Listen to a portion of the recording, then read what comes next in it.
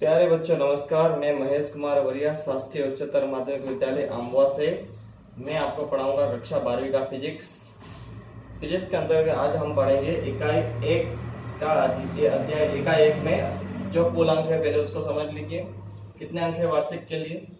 7 अंक आवंटित है इस अध्याय में। एक 5 नंबर का क्वेश्चन आएगा और 2 नंबर के ऑब्जेक्टिव। इस इकाई 1 के अंतर्गत 2 अध्याय आते हैं। अध्याय 1 है विद्युत आवेश और क्षेत्र तथा अध्याय 2 है स्तर विद्युत विभव तथा धारिता। अध्याय 1 है विद्युत आवेश और क्षेत्र, इसके बारे में पहले पढ़ेंगे, उसके बाद अध्याय 2 पढ़ा जाएगा। पहले अध्याय 1 के बारे में देख लेते हैं। तो अध्याय 1 के अंतर्गत जो महत्वपूर्ण परिभाषाएं हैं उसको देख लीजिए। पहले निम्न को परिभाषित कीजिए। मैंने प्रश्न बना लिया परिभाषाओं का। पहली परिभाषा विद्युत की लिखेंगे, दूसरी विद्युत आवेश की, तीसरी मूल आवेश की, चौथी विद्युत क्षेत्र की, पांचवी पराविद्युतांक की। ये परिभाषाएं आपके प्रश्न को समझने के लिए इम्पोर्टेंट है। ठीक है, आप जो बड़े प्रश्न आएंगे उसमें इन शब्दों का उपयोग होता है, तो आपको इसके बारे में नॉलेज होना जरूरी है। तो देखिए, पहले विद्युत किसे कहते हैं उसके बारे में देख लीजिए। तो विद्युत उस ऊर्जा को जिसके कारण किसी पदार्थ में हल्की वस्तुओं को आकर्षित करने का गुण उत्पन्न हो जाता है, विद्युत कहते हैं। जैसे कि आपने कभी देखा होगा कि एक कुर्सी के ऊपर बैठ गए, पीछे से किसी ने टॉवेल मारा और कभी ऐसा लगता है कि उसको आकर्षित करने का या प्रतिकर्षित करने का गुण होता है, तो अपन उसको टच करते तो झटका लगता है। तो ये गुण क्या है? एक विद्युत है। ये गुण जो गुण है ये विद्युत है। मतलब आकर्षण, जैसे अपन ने कभी बालों को ऊपर एक कंघी या साल के ऊपर एक कंघी रगड़ी, उसके बाद बालों पे टच करो या साल के ऊपर तो चिंगारी निकलती है। कभी देखा होगा आपने साल के अंदर, साल के ऊपर अंधेरे में रात्रि में देखना। तो आप रात्रि में अभी साल ओढ़ के कभी ऐसे हाथ रगड़ोगे तो भी चमक निकलेगी। तो वो जो गुण, ये सब गुण है क्या है? विद्युत है। मतलब वह ऊर्जा, एक प्रकार की ऊर्जा होती है विद्युत, जिसमें क्या होता है कि हल्के पदार्थों को क्या करती है? आकर्षित करती है। इस गुण को क्या कहते हैं? विद्युत कहते हैं। ठीक है। अब विद्युत आवेश है। विद्युत आवेश एक भौतिक राशि है जिसे अर्जित करने पर, अर्जित करना मतलब ग्रहण करना या प्राप्त करना, ग्रहण करने पर कोई पदार्थ आवेशित होकर विद्युतीय गुणों का प्रदर्शन करता है। जैसे कि अभी मैंने आपको बताया था, एक कुर्सी वाला उदाहरण बताया था। कुर्सी के बैठने के बाद आपको उसको टॉवेल नीचे जमीन पे टच नहीं होना चाहिए, टॉवेल ठोकोगे तो सामने वाले व्यक्ति को अपन टच करते हैं तो क्या लगता है? एकदम झटका लगता है।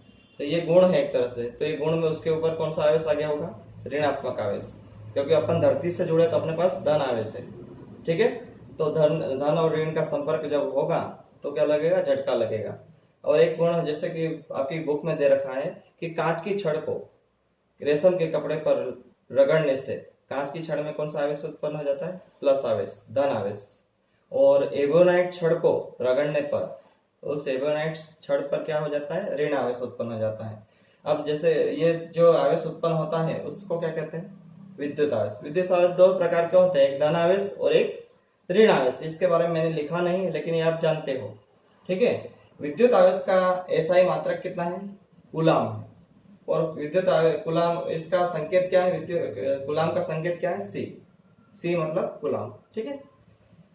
इसका विद्युत आवेश का विमेय सूत्र होता है m की पावर 0, l की पावर 0, t की पावर 0 और a की पावर 1। एक मतलब कुछ नहीं है तो क्या? 1, या पावर का मतलब घातांक है। ठीक है। तो ये आ जाएगा विमेय सूत्र आपका। उसके बाद मूल आवेश, आवेश के न्यूनतम मान को, जो ये आवेश रहता है धनात्मक या हो या ऋणात्मक हो, आवेश के न्यूनतम मान को, अब न्यूनतम मान किसे कहते हो? देख लो, एक इलेक्ट्रॉन या प्रोटॉन आवेश को न्यूनतम मान कहते हैं। आवेश का न्यूनतम मान क्या होता है? एक इलेक्ट्रॉन या एक प्रोटॉन, एक इलेक्ट्रॉन या एक प्रोटॉन, उसको क्या बोलते हैं? आवेश का न्यूनतम मान। आवेश के न्यूनतम मान को मूल आवेश कहते हैं। ठीक है। अब प्रोटॉन आवेश को धन ई से प्रदर्शित करते हैं और इलेक्ट्रॉन आवेश को माइनस ई से प्रदर्शित किया जाता है। मूल आवेश का मान कितना होता है? ई बराबर 1.6 10 की घात ऋण 19 कूलाम। ठीक है, ये मूल आवेश की परिभाषा हो गई। ये सब परिभाषाएं आपकी ऑब्जेक्टिव में भी आ सकती है। ऑब्जेक्टिव में मूल आवेश का मान पूछा गया है एक बार। ठीक है, अब विद्युत क्षेत्र क्या होता है, क्योंकि अपन को विद्युत आवेश पढ़ लिया, अब विद्युत क्षेत्र के बारे में देख लेते हैं, फिर इसके अंतर्गत बड़े क्वेश्चन जो आएंगे वो पढ़ेंगे। पहले विद्युत क्षेत्र देख लो। किसी आवेश के चारों ओर का वह क्षेत्र जहां तक उसका प्रभाव होता है उसे विद्युत क्षेत्र कहते हैं। विद्युत क्षेत्र की माप उस बिंदु पर रखे एकांक धनावेश पर लगने वाले बल से की जाती है। आप देखो, जैसे एक आवेश है, मान लो मेरे पास ये कोई आवेश है, तो आवेश के चारों तरफ का वह क्षेत्र जहां तक क्या आ जाता है, इसका प्रवाह रहता है, इस आवेश का जहां तक यह प्रवाह रहता है, ये क्या कहलाता है, विद्युत क्षेत्र कहलाता है।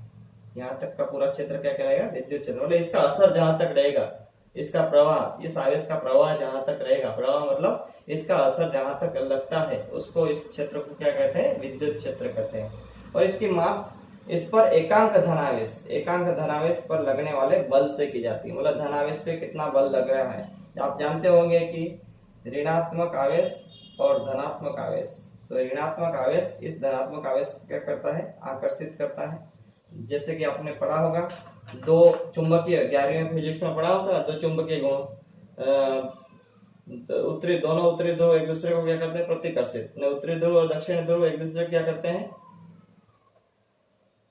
आकर्षित करते हैं। ऐसे कैसे, दो ऋण आवेश एक दूसरे को प्रतिकर्षित करेंगे, दो धन आवेश भी एक दूसरे को प्रतिकर्षित करेंगे, लेकिन एक ऋण और एक धन आवेश एक दूसरे को क्या करेंगे, आकर्षित करेंगे। आपको तो ये परिभाषा ध्यान रखना है कि विद्युत क्षेत्र उस आवेश के चारों ओर का प्रवाह कहलाता है। ठीक है, इतना ध्यान रखना है। इसको पुश करके, रोक कर, थोड़ा लाइटिंग बढ़ाकर इस परिभाषा को आप अपनी फेयर कॉपी में नोट कर लीजिए।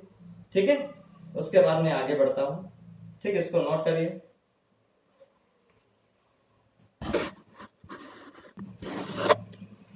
देखिए, अगला क्वेश्चन है आपका दूसरा। ये ठीक आईएमपी क्वेश्चन है, परीक्षा में पूछा भी जा सकता है। ठीक है, स्थिर विद्युत या विद्युत एक ही बात होती है। स्थिर विद्युत के अंतर्गत कूलाम का नियम लिखकर व्यंजक प्राप्त करना है, या कूलाम का नियम का व्यंजक ज्ञात करना है, और इसके कूलाम के नियम की सीमाएं भी लिखना है। तो पहले कूलाम का नियम क्या होता है उसको समझ लो।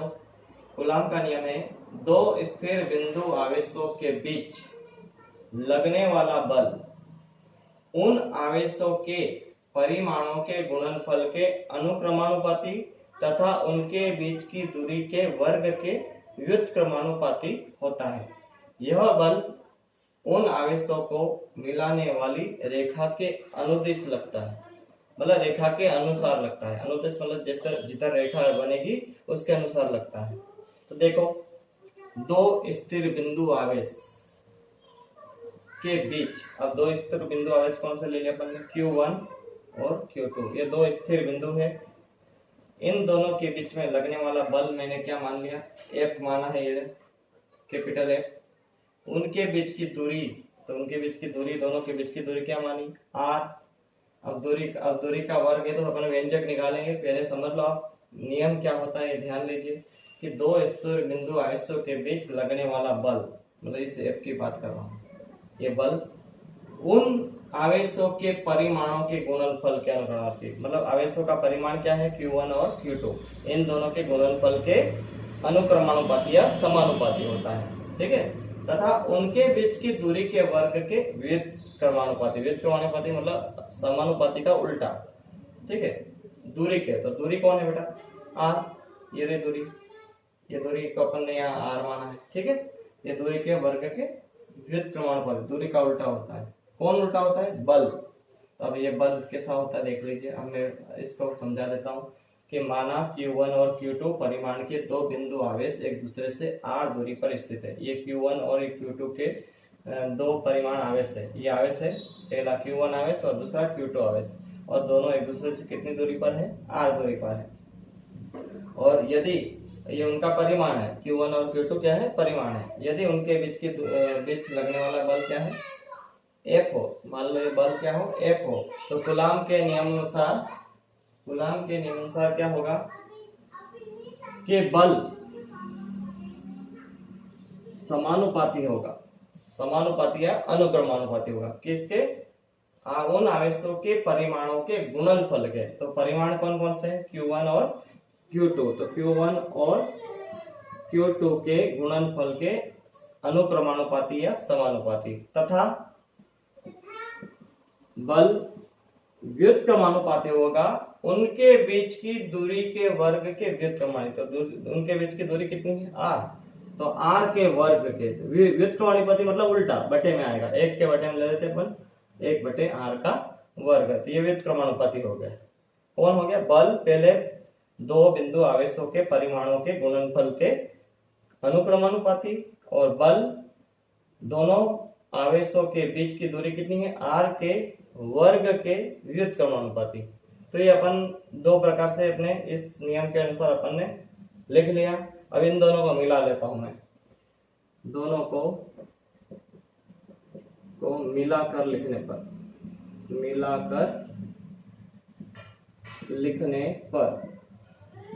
तो देखो दोनों को मिलाएंगे तो इधर f आ जाएगा, समानुपाती बना देंगे, समानुपाती चिन्ह है।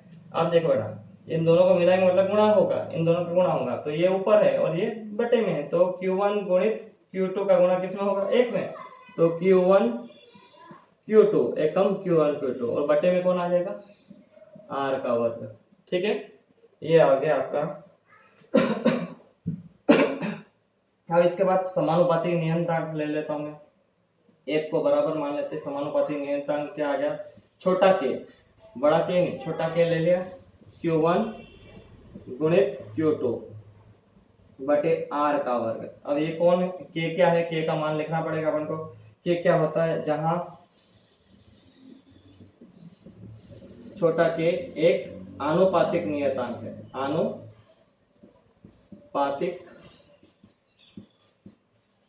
नियतांक है,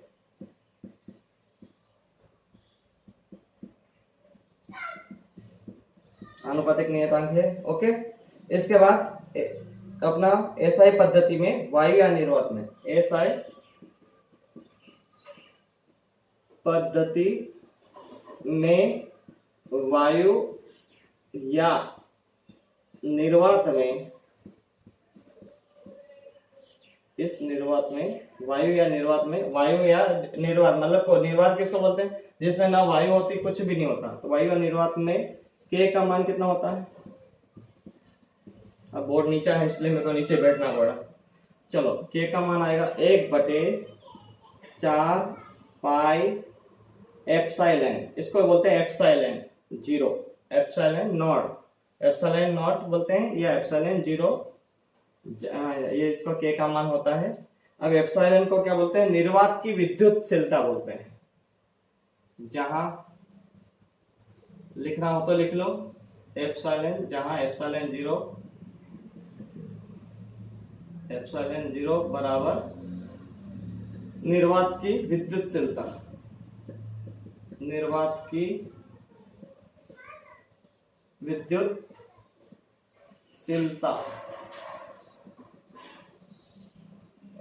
इसको विद्युतशीलता बोलते हैं। तो बहुत सी छोटी छोटी परिभाषाएं हैं जो अभी अपन ने इसमें नहीं ली है, क्योंकि अपन का इम्पोर्टेंट क्वेश्चन है। अब स्कूल लगने की बात अलग होती है कि जहाँ सब कुछ समझाया जाए। तो यहाँ पर भी मैंने छोटी परिभाषा जो खास थी उसको समझा दिया गया है। अब यहाँ पर मैंने माना कि k क्या है? अनुपातिक नियतांक मान लिया, और k को क्या, k का मान कितना होता है वायु निर्वात में? 1/4 पाई एप्सिलॉन 0, जहाँ एप्सिलॉन 0 निर्वात की विद्युतशीलता है। अब मैं आपको इतना बोलता, इस वीडियो को इतना रोककर लिख लीजिए।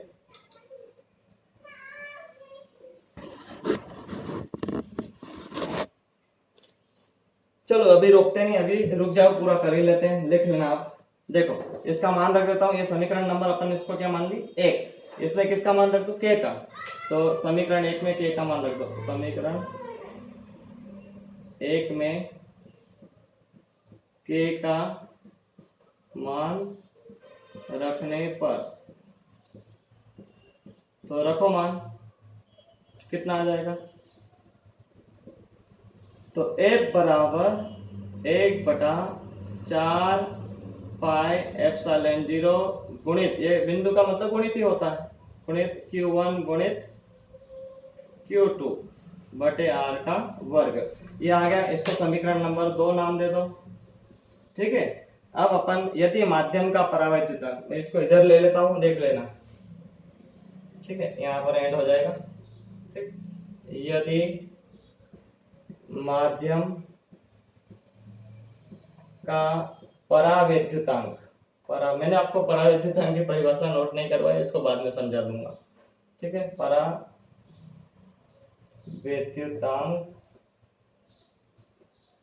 क्या हो, कैपिटल के, ये बड़ा के लेना, के हो तो F बराबर क्या आएगा, 1/4 पाई एप्सिलॉन 0 और बड़ा के ले लीजिए, गुणित Q1 गुणित Q2 बटा किसका वर्ग, R का वर्ग।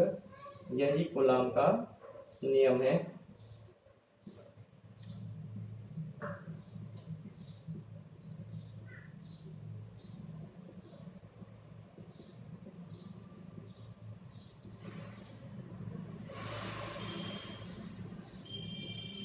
इतना व्यंजक हो गया। इसके बाद केवल कूलाम के नियम की सीमाएं लिखना है, फिर से समझा देता हूं, देख लीजिए कि दो स्थिर बिंदु आवेशों के बीच लगने वाला बल उन आवेशों के परिमाणों के गुणनफल के अनुक्रमानुपाती तथा उनके बीच की दूरी के वर्ग के व्युत्क्रमानुपाती होता है। यह बल उन आवेशों को मिलाने वाली रेखा के अनुदिश लगता है। दो बिंदु आवेश कौन से, स्थिर बिंदु आवेश Q1 और Q2, उनका परिमाण है, उन दोनों के बीच की दूरी r है। मान लिया वही का वही, Q1 और Q2 दो परिमाण आवेश के दो बिंदु आवेश एक दूसरे से r दूरी पर स्थित है। ठीक है, यदि उनके बीच लगने वाला बल क्या हो, F हो, तो कूलाम के अनुसार पहला नियम क्या है, उन आवेशों के परिमाणों के गुणनफल के, तो परिमाण कौन कौन से, Q1 का Q2 का गुणनफल, Q1 गुणित Q2 के गुणनफल के अनुक्रमानुपाती कौन, बल, और वो बल क्या होता है, उनके बीच की दूरी के वर्ग के व्युत्क्रमानुपाती। तो ये बल दोनों के बीच की दूरी के वर्ग के व्युत्क्रमानुपाती, दोनों को मिला लिया अपन ने, तो F समानुपाती क्या हो गया, ऊपर क्या आ जाएगा, Q1 गुणित Q2 और बटे R का वर्ग। अब समानुपाती नियतांक मैंने क्या मान लिया, K। अब K क्या है, एक अनुपातिक नियतांक है। SI पद्धति में वायु या निर्वात में K का मान कितना होता है, 1/4 पाई एप्सिलॉन 0, जहां एप्सिलॉन 0 निर्वात की विद्युतशीलता है। समीकरण 1 में क्या कर दो, इस K की जगह ये मान रख दो, क्या रख दिया मान, K की जगह 1/4 पाई एप्सिलॉन 0 गुणित Q1 गुणित Q2 बटे R का वर्ग। यदि माध्यम का, अभी जो माध्यम में अपन ने दो आवेश रखे उसका माध्यम क्या हो, परावैद्युतांक कितना हो, K हो, तो यहाँ पर 1/4 पाई एप्सिलॉन 0 क्या आ जाएगा, K आ जाएगा। कौन सा K, ये बड़ा K, वो छोटा K है और ये बड़ा K है, गुणित Q1 गुणित Q2 बटे R का वर्ग। यही कूलाम के नियम है। इसको पुश करके लिख लीजिए फिर कॉपी में, फिर मैं उसकी सीमाएं लिखवाता हूँ।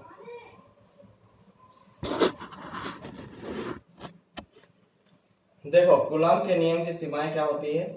कूलाम का नियम मतलब यह नियम, मतलब कूलाम का नियम केवल बिंदु आवेशों के लिए सत्य है, मतलब दो बिंदु आवेश अपने Q1 और Q2 लिए थे ना, उनके लिए सत्य है, बाकी दूसरे आवेशों के लिए सत्य नहीं है। यह नियम केवल स्थित आवेशों के लिए सत्य है, मतलब बिंदु उसी जगह पे स्थित होना चाहिए, गतिशील नहीं होना चाहिए, इधर उधर चलना नहीं चाहिए। ठीक है, उनके लिए सत्य है, गतिशील आवेशों के लिए सत्य नहीं है। फिर कूलाम का नियम अधिक दूरियों तथा 10 की घात ऋण 15 मीटर से कम दूरियों के लिए सत्य नहीं, मतलब इससे कम दूरी, इतनी तो होना चाहिए कम से कम, इससे कम नहीं होना चाहिए और अधिक नहीं होना चाहिए, बहुत ज्यादा भी नहीं होना चाहिए और इससे कम नहीं होना चाहिए, उसके लिए क्या है, सत्य नहीं है। ये कूलाम के नियम की सीमाएं हैं। ठीक है, लिमिट है। इसको आप लोग एक ध्यान रखना, फेयर कॉपी ऐसी बनाओ, मोटा रजिस्टर बनाइए, क्योंकि अपने क्वेश्चन बहुत आएंगे और स्कूल लगने पर मैं इन यूनिटों को पूरा समझूंगा, पूर्ण हो गया है और टेस्ट लूंगा। ठीक है, आप नोट करिए और याद करिए। ठीक है, लिख के याद करिए। गणितीय व्यंजक, बच्चे गणितीय व्यंजक से इसलिए घबराते हैं क्योंकि वो तैयारी करते नहीं, समझ के तैयारी करो तो बहुत सरल रहेगा आपके लिए। ठीक है, इनको लिखिए और याद करिए, पुश करके लोग लीजिए।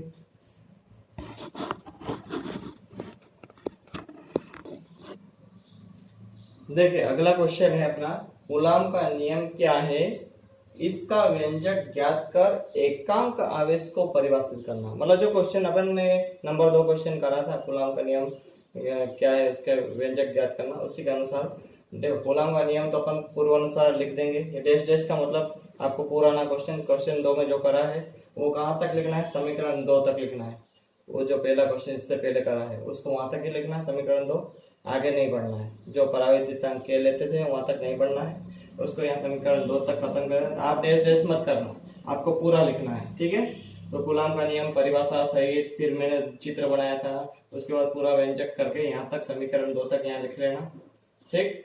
उसके बाद एकांक आवेश को मैं परिभाषित करता हूँ। देखो, चूंकि 1/4 पाई एप्सिलॉन 0 का मान होता है 9 गुणित 10⁹ न्यूटन मीटर वर्ग प्रति कूलाम वर्ग, ये होता है। समीकरण 2 में ये मान रख देता हूँ, 1/4 पाई एप्सिलॉन 0 की जगह 9 गुणित 10⁹, फिर गुणित Q1 Q2 बटे R का वर्ग। ये कायम में बल का मात्रक क्या होता है, न्यूटन। ये समीकरण नंबर क्या मान दिया मैंने, 3। यदि इस बल का मान क्या हो, 9 गुणित 10⁹ में न्यूटन हो, Q1 और Q2 दोनों बराबर हो जाए, किसके बराबर आ जाए, Q के, यहाँ Q कर लो। Q1 और Q2 का मान क्या आ जाए, Q, और R का मान क्या है, 1। तो समीकरण 3 में ये सब मान रख दो, F का, Q1 Q2 का और R का मान। समीकरण 1 में देखो, समीकरण 3 में रख दो। इस F की जगह क्या रखी मैंने, 9 गुणित 10⁹। वो तो ये तो अलग है, ठीक है, ये वाला अपन अपनी ओर से मान रहे हैं, F का मान ये। फिर ये ऐसी कैसी संख्या आ जाएगी, Q1 और Q2 की जगह क्या आएगा, Q गुणित Q बटे R की जगह क्या आएगा, 1 का वर्ग। अब देखो, ये दोनों पक्ष समान में है, तो ये गुणे वाला कहाँ जाएगा, बटे में। तो Q1 9 गुणित 10⁹ से 9 गुणित 10⁹ क्या आ जाएगा, पूरा कैंसिल हो जाएगा, तो ये कट जाएगा यहाँ से, ठीक, कट गया। Q1 और Q2 का गुणा होगा तो Q का क्या आ जाएगा, वर्ग। 1 का वर्ग क्या होता है, 1। अगले स्टेप में देखो, इस 1 को इधर बचेगा, 1 के कम 1, तो Q वर्ग बराबर क्या बच गया, 1। वर्ग हटाए तो सामने वाले 1 का क्या हो जाएगा, वर्गमूल। 1 का वर्गमूल क्या आएगा, धन ऋण 1।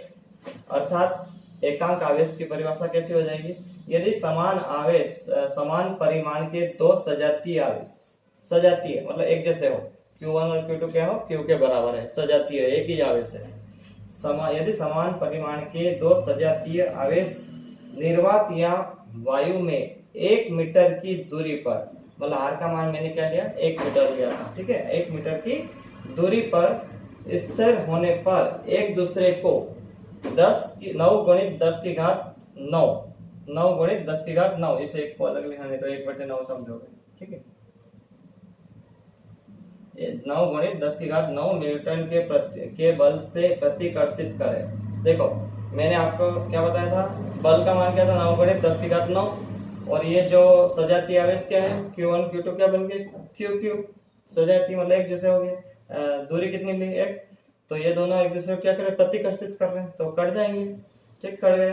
तो प्रतिकर्षित करे तो प्रत्येक आवेश एकांक आवेश कहलाता है। तो ये जो प्रत्येक आवेश है Q1 और Q2, ये क्या कहलाएगा, एकांक आवेश। इसका मान कितना आता है, 1 आता है। एकांक आवेश का मान कितना होता है, 1 होता है, ठीक है। परिभाषा इसी के आधार पर बनी है कि यदि समान परिमाण के दो सजातीय आवेश निर्वात या वायु में 1 मीटर की दूरी पर स्थिर होने पर एक दूसरे को क्या करें, 10 गुणित 9 न्यूटन के बल से, इस बल से क्या करें, प्रतिकर्षित करें, तो प्रत्येक आवेश एकांक आवेश कहलाता है। इस वीडियो को नोट कर लीजिए, तो फिर मैं अगला क्वेश्चन समझाया, तो इसके बाद मैं आपको अगले वीडियो में अच्छे इंपॉर्टेंट क्वेश्चन और बताऊंगा। ये आपकी शुरुआत हुई है।